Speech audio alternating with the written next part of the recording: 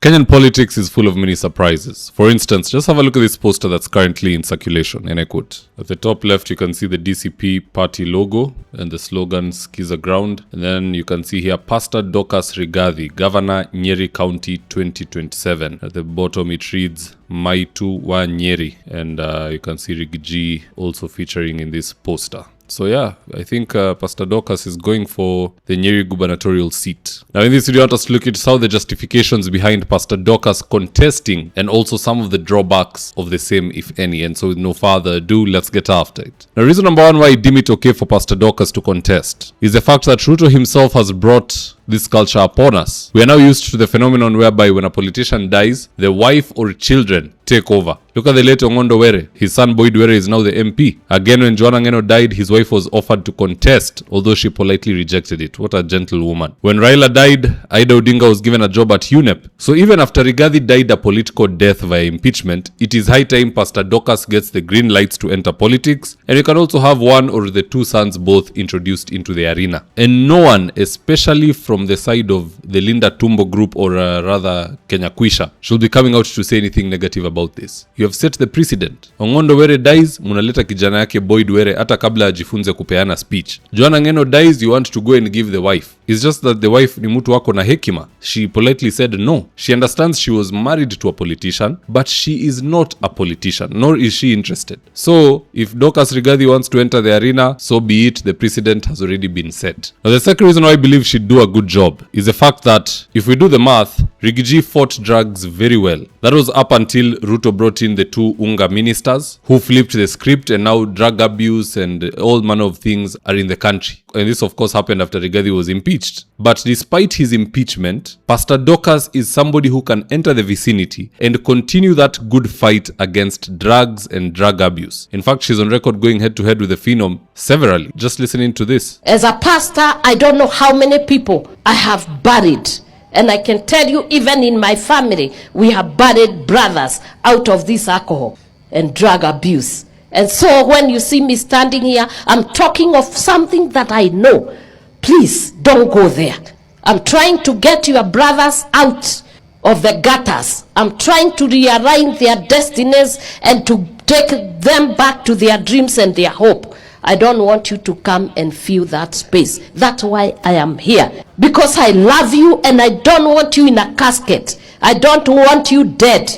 I want you alive and I want you prosperous. That to me sounds like a woman who's determined to do the right thing by taking the fight to the Unga group. Number 3. I've seen many feminists championing for the issues of the girl child and sanitary towels and so on. That's quite frankly okay. But I have never seen a politician champion the issues of men, not even the male politicians. The men are always neglected. But guess who is championing the issues of the boy child? None other than Pastor Dorcas. Just listen into this. Ukitaka msichana awe sawa.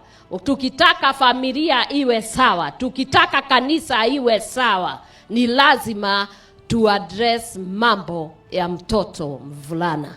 Kwa sababu hakuna familia inaweza kujengwa bila kijana. Yeye ndio mbebaji wa begu. Kama una begu utapanda nini? Na hao watu wamechoma mpaka betri hakuna. Twende tuwalete, tuwapeleke watibiwe sawasawa, kwa sababu ni lazima wasichana wetu wapate mabwana. Na ndio unaona kama mama ninasukuma ili gurudumu. Nitoe hao wavulana wakuje tuwaoshe sawasawa, tuwapeleke shule, tuwapeleke huko hospitali, wakuje wakiwa kama gari mpya.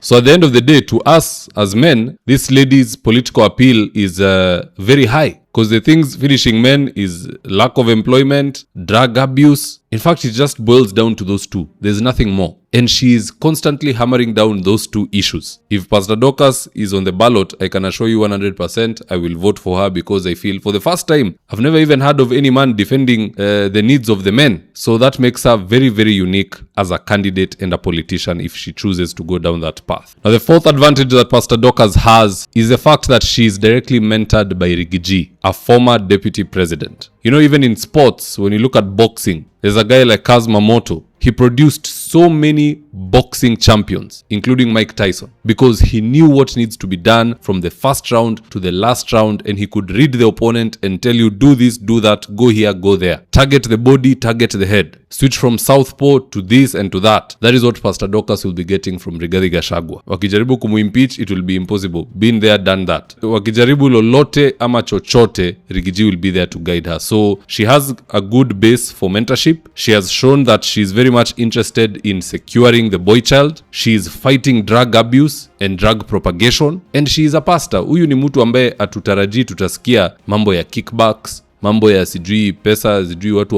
wamepeana kandarasi na wamepewa hewa na wamelipa bado, or even failure to pay suppliers like we are seeing in Machakos. Sami Kioko has been really crying under Wavinya Ndeti alipi watu. So we're expecting good things from Pastor Dorcas. If she can join politics, well and good. She has my full endorsement, but I don't know how you guys feel about it. Just drop me your comments in the comment section below and I'll do my best to read them and to give you a response. So with that, here are today's ads of the day. If you're in need of electrical wiring, solar installation, or electrical fittings such as strip lights, snake lights, downlighters, or chandeliers, contact Engineer Wycliffe at 0707 476602 and he'll get your house dapped up.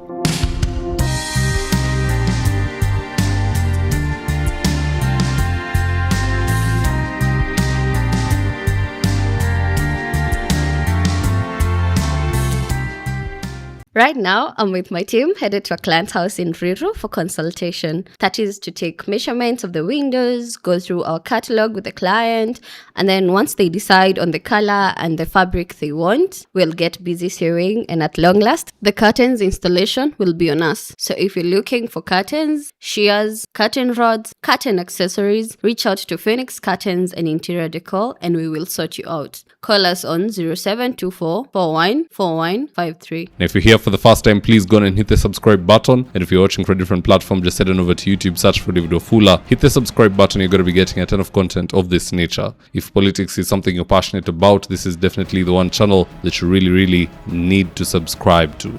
Alright guys, adios.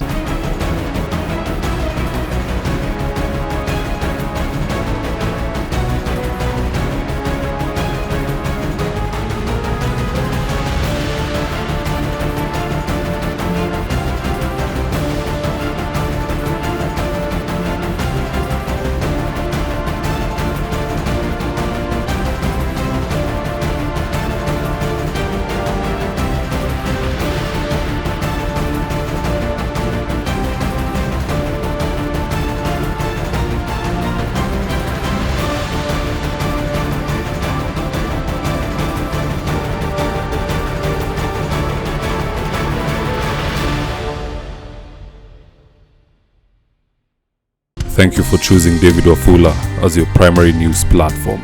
We put countless hours in research, recording, and editing.